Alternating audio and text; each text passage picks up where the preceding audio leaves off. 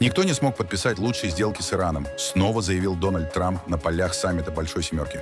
Европейским лидерам удалось. Дональд Трамп поставил подпись под совместной декларацией о поддержке Украины. И это еще не все. Эммануэль Макрон пригласил Дональда Трампа на званый ужин вечером в Версальский дворец. Тем временем в Казани собираются на свой саммит – форум «Россия-АСЕАН». Папа Римский призвал к прекращению войны в Украине, а ООН вводит миротворческие силы на Гаити для борьбы с бандами. Китай предлагает свое видение мира, Южная Корея уменьшает демилитаризованную зону, а ФБР сообщили, что предотвратили покушение на Трампа в день его рождения. Как себя вести, если вдруг встретили медведя? В Японии отработали алгоритм действий. За условного врага чиновник в костюме и маске. А теперь об этом подробно и по делу. Это один день. Подпишитесь, поставьте лайк этому видео и оставьте свой комментарий. Заранее спасибо и начинаем.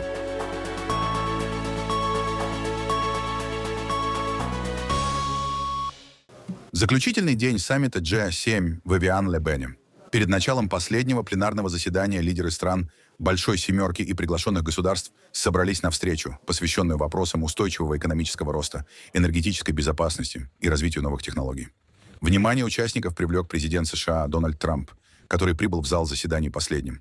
Подойдя к столу переговоров, он в шутку заявил: «Я здесь главный», вызвав смех других лидеров. Здравствуйте, господин президент. Я здесь главный. После этого американский президент занял место рядом с президентом Франции Эммануэлем Макроном и премьер-министром Великобритании Киром Стармером.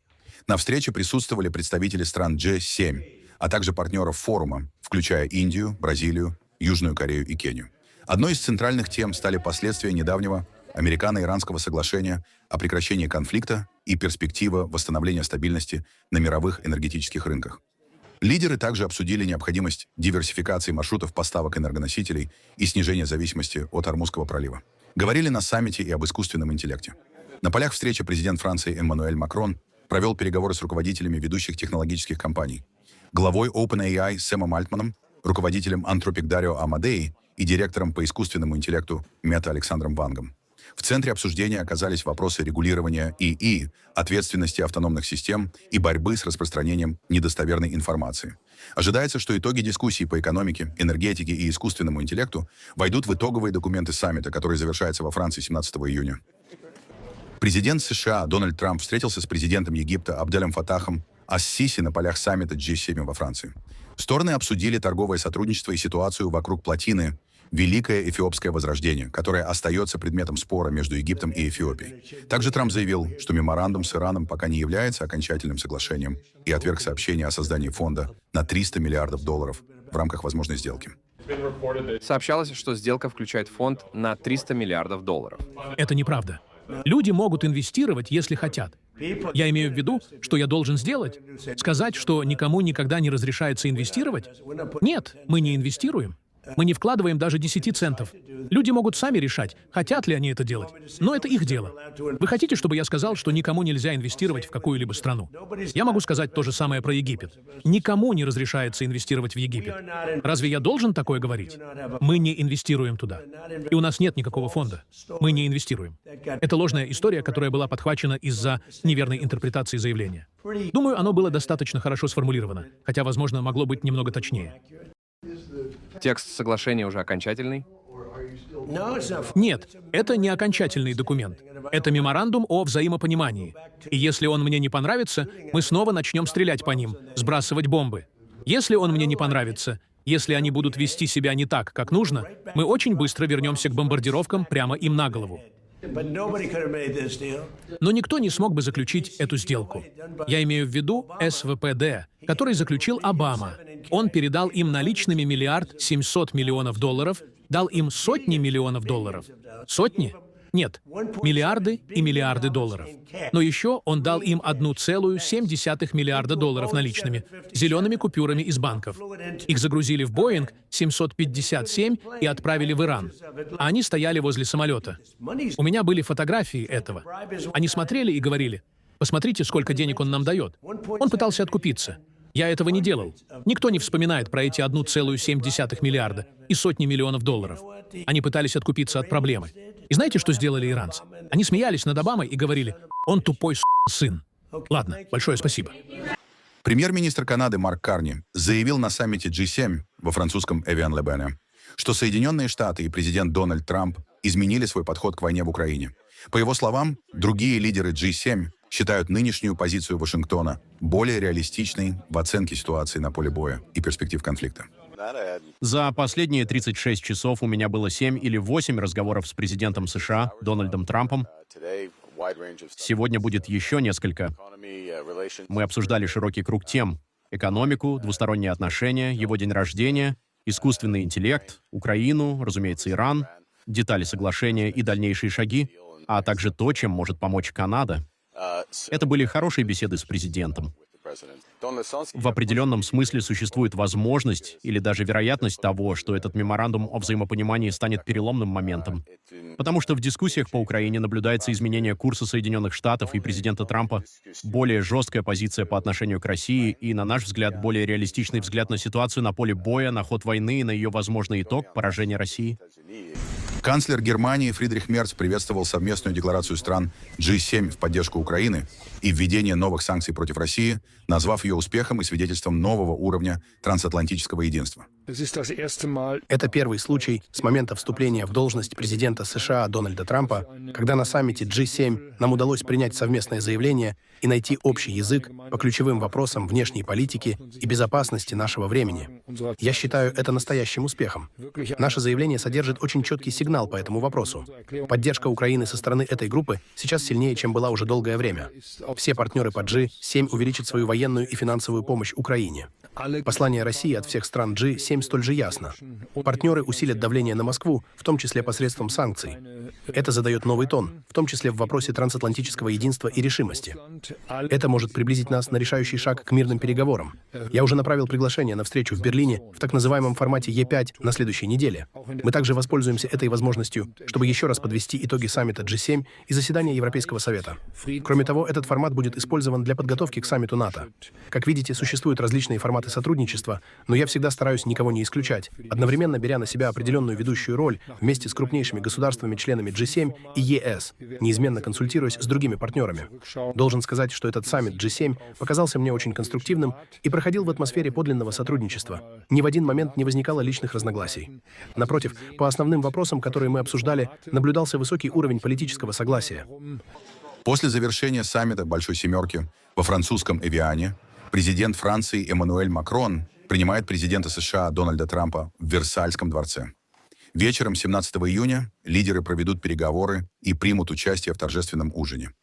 В Елисейском дворце подчеркивают символическое значение встречи.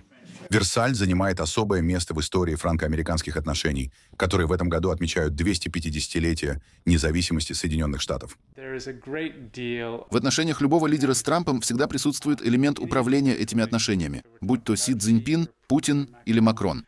Каждый хочет быть в хороших отношениях с этим американским президентом. Один из способов добиться этого — принять его у себя, оказать теплый прием, дать ему почувствовать, что его хорошо встретили, что его уважают и считают важной фигурой. И это, безусловно, является частью повестки президента Макрона при организации этого торжественного ужина в Версале. Это Версальский дворец имеет огромное значение для наших отношений, если обратиться к истории. Не стоит забывать, что в этом году мы отмечаем 250-летие нашей независимости. Франция сыграла в этом абсолютно ключевую роль. В 1778 году Бенджамин Франклин был принят Людовиком XVI в Версале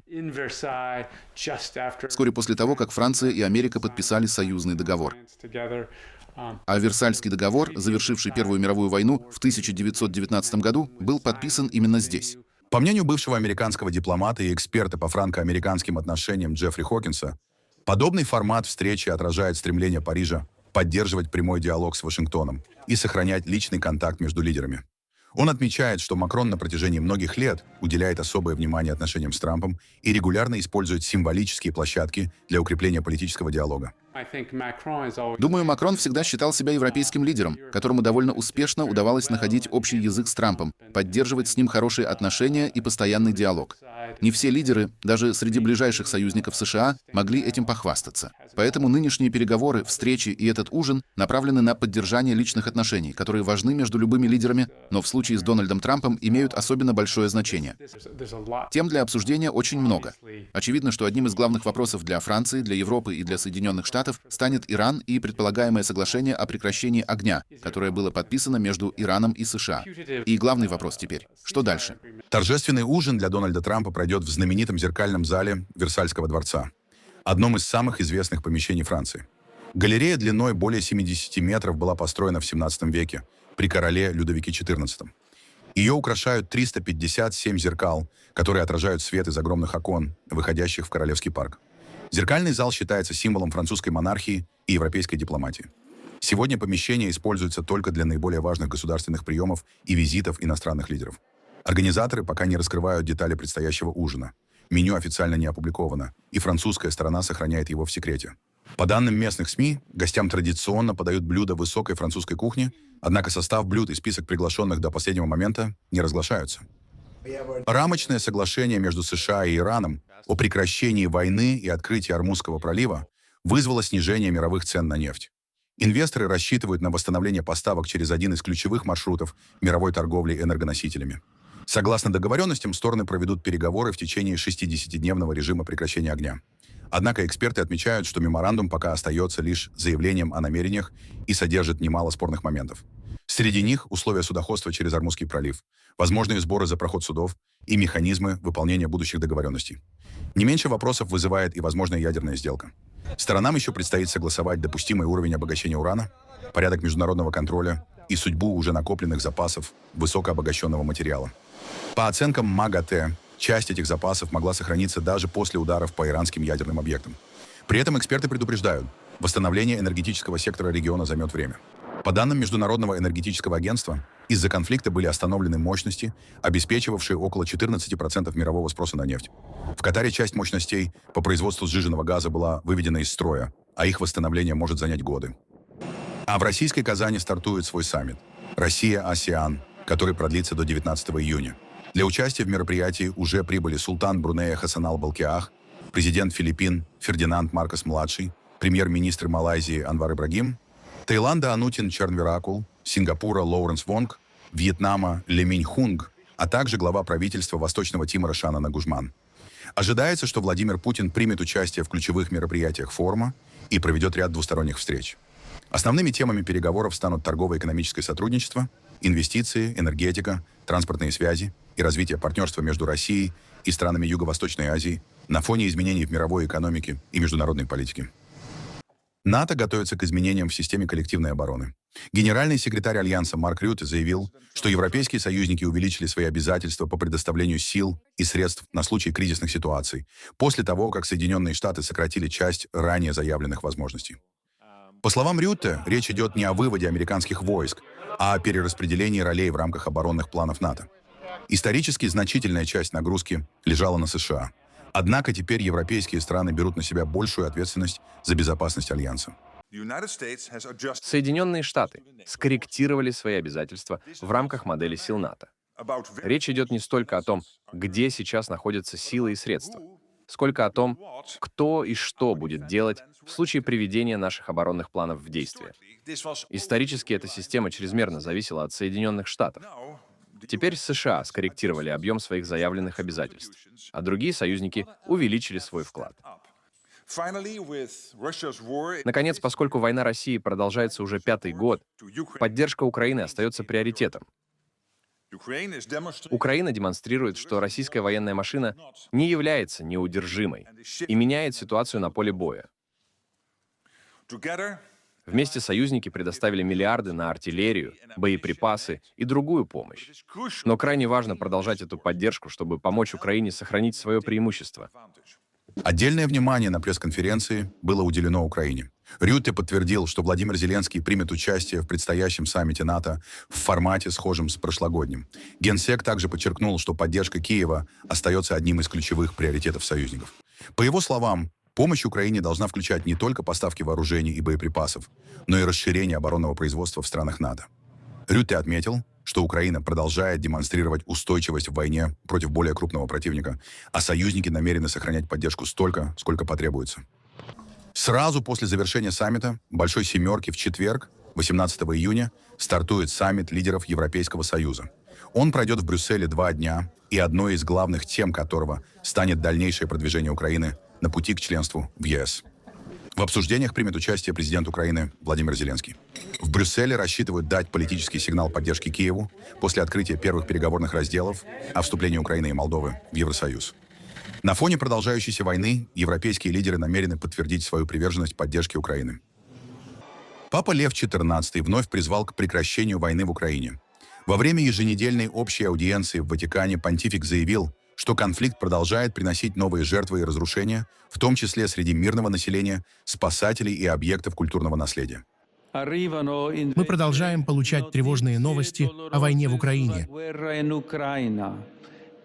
которая все еще расширяется.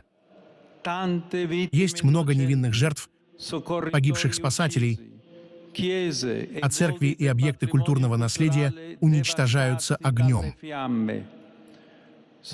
Я рядом с теми, кто оплакивает своих близких, с ранеными и со всеми, кто среди насилия продолжает мужественно служить жизни. Я приглашаю всех молиться о том, чтобы эта война завершилась. Попросим Господа открыть пути для диалога, погасить ненависть и сделать возможным справедливый и прочный мир. Кроме того, папа приветствовал соглашение между США и Ираном, которое стороны планируют подписать в ближайшие дни. По его словам, договоренность стала результатом длительных переговоров и может способствовать укреплению доверия, безопасности и стабильности на Ближнем Востоке. Я с удовлетворением приветствую достижение соглашения между Исламской Республикой Иран и Соединенными Штатами Америки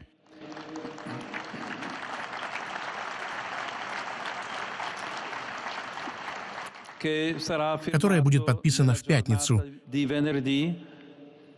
как обнадеживающий результат терпеливой работы в духе диалога и переговоров. Я выражаю благодарность странам, которые содействовали встрече сторон и сделали это соглашение возможным. Надеюсь, что эта договоренность поможет укрепить взаимное доверие, безопасность и стабильность на Ближнем Востоке, способствуя развитию диалога и сотрудничества между народами. Китай выступает за реформу существующей системы глобального управления. В Пекине министр иностранных дел Ван И представил Белую книгу, в которой изложено видение КНР относительно развития международных институтов. Главная цель опубликованной сегодня Белой книги — системно представить концепции, инициативы и практические действия Китая в области глобального управления, а также сформировать более широкий международный консенсус и объединить усилия для реформирования и совершенствования системы глобального управления и эффективного реагирования на глобальные вызовы. Мы видим, что международная система, созданная после Второй мировой войны, сегодня сталкивается с множественными потрясениями. Глобальное управление подобно движению против течения. Если мы не будем двигаться вперед, то откатимся назад. В Пекине считают необходимым усилить роль развивающихся государств и расширить их представительство в таких структурах, как Международный валютный фонд и Всемирный банк. Отдельное внимание в документе уделено странам глобального юга, а также сотрудничеству в рамках БРИКС и Шанхайской организации сотрудничества. Мы должны содействовать политическому урегулированию таких горячих точек, как Украина и Газа. Ситуация на Ближнем Востоке затрагивает весь мир. Главный приоритет заключается в том, чтобы все стороны двигались навстречу друг другу, твердо обеспечили прекращение огня и завершение боевых действий, а также заложили основу для создания устойчивой региональной архитектуры безопасности на Ближнем Востоке. Южная Корея перенесет линию, проходящую параллельно военной границе с КНДР, чтобы сократить территорию с ограниченным доступом для гражданских лиц. Как заявил в среду, 17 июня, министр обороны страны, решение отражает изменившуюся обстановку в сфере безопасности и учитывает интересы местных жителей. Так называемая линия гражданского контроля в настоящее время проходит на расстоянии до 10 километров к югу от военной демаркационной линии, установленной после окончания Корейской войны от 1950 до 1953 годов. Для въезда в эту зону требуется разрешение военных. Линия гражданского контроля может быть перенесена в среднем примерно на 6 километров. Ожидается, что территория, контролируемой охранной зоны площадью, примерно в 90 раз больше острова Йоидо, будет переведена в категорию зоны с ограниченной охраной. Ограничения, связанные с военными объектами в прошлом, соответствовали условиям того времени, однако сегодняшняя реальность требует нового подхода. Пересмотр регулирования военных объектов стал необходим для реагирования на изменяющуюся обстановку в сфере безопасности и обеспечения условий, при которых военные смогут сосредоточиться на своей основной миссии и поддержании боевой готовности. Решение стало ответом на многолетние просьбы жителей приграничных районов и стало возможным благодаря повышению оборонной готовности страны. Министерство также объявило о других мерах по смягчению ограничений в приграничных районах, включая упрощение правил уведомления о применении беспилотников в сельском хозяйстве. Либеральное правительство президента Ли Чжэ-мён, пришедшего к власти в прошлом году, предприняло ряд шагов по снижению напряженности в отношениях с Северной Кореей. Однако Пхеньян продолжает придерживаться жесткой и враждебной позиции в отношении своего южного соседа. ФБР заявила о предотвращении предполагаемого нападения на мероприятие UFC, которое прошло на территории Белого дома в минувшие выходные. По данным следствия, 5 человек были задержаны по подозрению в подготовке атаки. Согласно материалам суда, подозреваемые якобы планировали использовать беспилотники со взрывчаткой для удара по северной части комплекса Белого дома. Как утверждают следователи, целью было вызвать панику среди гостей и направить их к определенному выходу, где, по версии ФБР, должны были действовать вооруженные стрелки. В опубликованных Министерством юстиции материалах содержатся скриншоты переписки подозреваемых, фотографии оружия, тактического снаряжения и карт местности. Следствие также изучает публикации в социальных сетях и сообщения в закрытых чатах. Мероприятие UFC состоялось без происшествий. На нем присутствовал президент США Дональд Трамп, а также представители республиканской партии, спонсоры и чиновники администрации. Событие было приурочено к празднованию 250-летия независимости Соединенных Штатов. По данным судебных документов, задержанные придерживались антиправительственных конспирологических взглядов. Одним из мотивов предполагаемого заговора следствие называет недовольство расследованием дела финансиста Джеффри Эпштейна. Расследование продолжается. В Венгрии начнется расследование обстоятельств задержания украинских инкассаторов и конфискации ценностей Государственного Ощадбанка в Будапеште. Об этом сообщил премьер-министр страны Петр Мадяр. Мы распорядились немедленно провести внутреннее расследование в Национальном налоговом и таможенном управлении, контртеррористическом центре и других компетентных ведомствах в связи с делом об украинском золотом конвое. Генеральная прокуратура должна безотлагательно заняться этим вопросом. История получила новое развитие после публикации расследования венгерского издания «Телекс». Журналисты утверждают, что операция по задержанию украинских сотрудников банка и изъятию перевозимых ценностей могла быть организована по указанию бывшего премьер-министра Виктора Орбана. Напомним, украинских инкассаторов задержали в Венгрии 5 марта. На следующий день их депортировали в Украину. Тогда венгерские власти заявляли, что перевозка денежных средств осуществлялась с нарушением законодательства. Однако уже после смены власти в стране Будапешт пересмотрел свою позицию. В начале мая Украине были возвращены конфискованные активы – около 40 миллионов долларов, 35 миллионов евро и 9 килограммов золота. Позже Венгрия также отменила решение о депортации инкассаторов и сняла 3-летний запрет на их въезд в страны Шенгенской зоны. Теперь обстоятельства этой операции и действия государственных структур станут предметом официального расследования. В Японии власти префектуры Татиги провели масштабные учения по отработке действий при появлении медведя в населенном пункте. По сценарию хищник проник на территорию бывшей начальной школы. В тренировке участвовали полиция, охотники и сотрудники местной администрации. Для поиска животного использовали карты и беспилотник, а роль медведя исполнил чиновник в специальном костюме. Поводом для учений стал рост числа встреч людей с дикими животными. Только с апреля в префектуре фиксируют больше сообщений о появлении медведей, чем обычно. Недавно из-за одного такого случая в городе Уцуномия почти на 3 дня закрыли около 100 школ и университетский кампус. По данным Министерства окружающей среды Японии, в прошлом финансовом году в стране зарегистрировали рекордные 238 случаев нападения медведей на людей, включая 13 смертельных исходов. Власти рассчитывают, что подобные тренировки помогут быстрее реагировать на угрозы и повысить безопасность жителей.